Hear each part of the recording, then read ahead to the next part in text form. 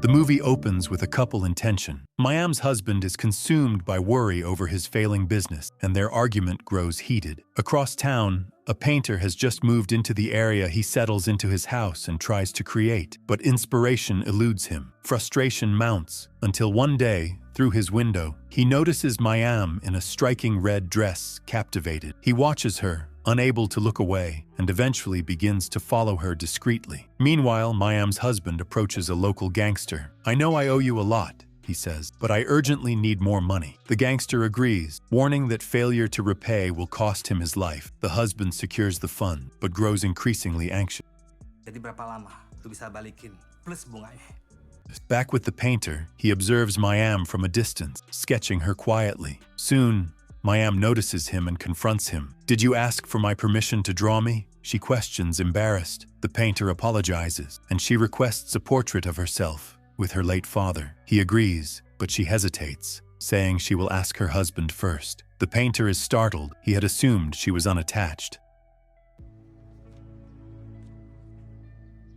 At home, Mayam broaches the topic. Her husband, preoccupied with his failing business, initially hesitates, but eventually consents. Overjoyed, Mayam begins bringing photos of her father to the painter, visiting his studio regularly one day. While she is there, her husband calls. The maid answers, saying Mayam is out. Suspicions flare. He fears she may be unfaithful. On his way home, he is intercepted by the gangster's men, who demand the money he promised. Shocked to learn that a police raid has ruined his business and seized all assets, he panics.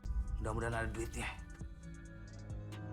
He promises the gangster he will sell his house to repay the debt, unaware the house legally belongs to Mayam. Back at the painter's studio, Mayam admires the completed portrait of herself and her father. She hangs it on the wall, but her happiness turns to terror when she discovers her beloved cat murdered, placed grotesquely on a plate. Screaming, she frightens the painter, who rushes to console her. The maid witnesses them together, prompting Mayam to ask the painter to leave before her husband arrives.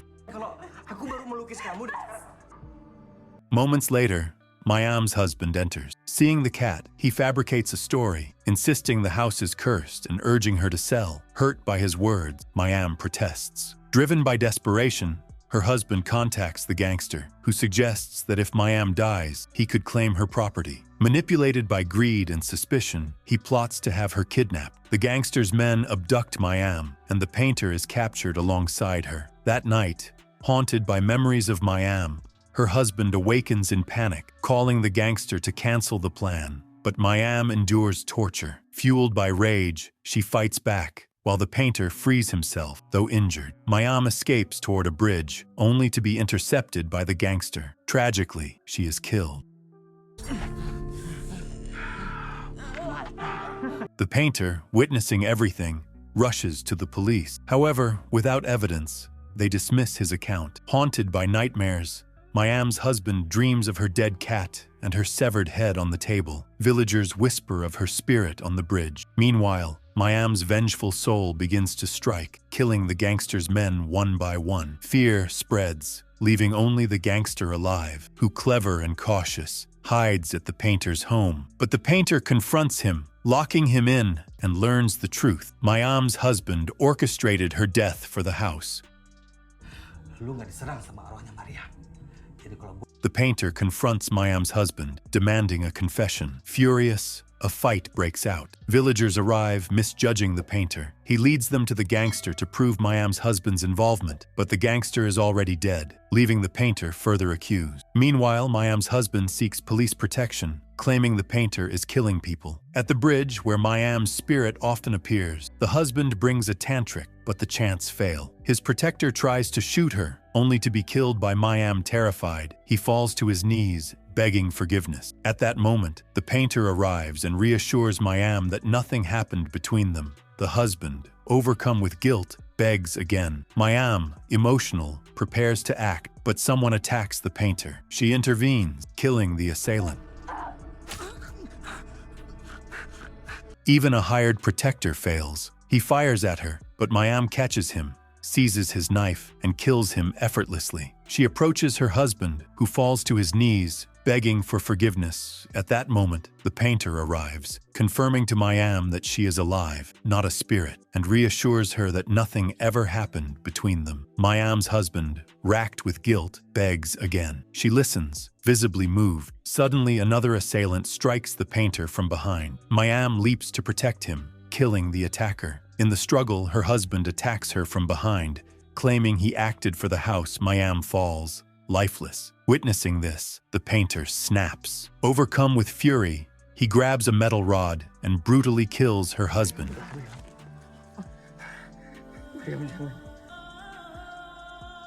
The painter then carries Mayam's body to the river, setting it adrift, a somber act of closure. The police soon arrive, arresting the painter for the deaths of the gangster's men. Meanwhile, the gangster's boss seizes Mayam's house, now making it his own, but the final scene reveals that Mayam's spirit has returned, not as a trick or illusion, but as a true ghost, fully vengeful. She watches, her presence chilling, signaling that justice is not finished. Mayam's revenge escalates, as her ghost continues to strike fear into anyone who dares threaten her memory or her legacy. Even her husband's corruption cannot shield those around him from her wrath. Her spirit becomes a symbol of retribution, exacting punishment on anyone who exploits others' innocence. Through the painter, the story also highlights Mayam's unwavering dignity. Despite her death, she remains the central force of moral justice, guiding the painter and punishing evil. He becomes her instrument, revealing the dark deeds of her husband and the gangsters, ultimately exposing greed,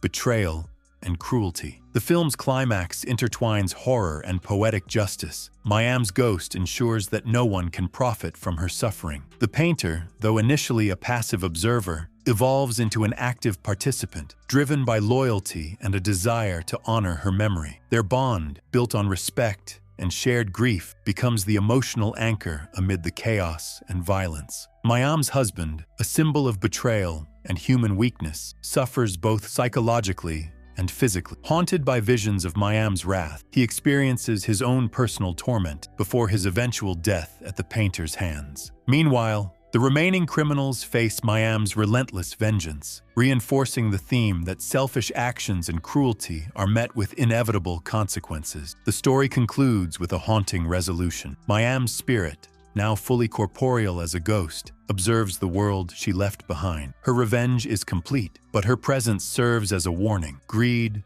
betrayal, and violence never go unpunished. The painter, cleared of wrongdoing in spirit, remains connected to Mayam's memory, carrying forward the story of her justice. End the movie.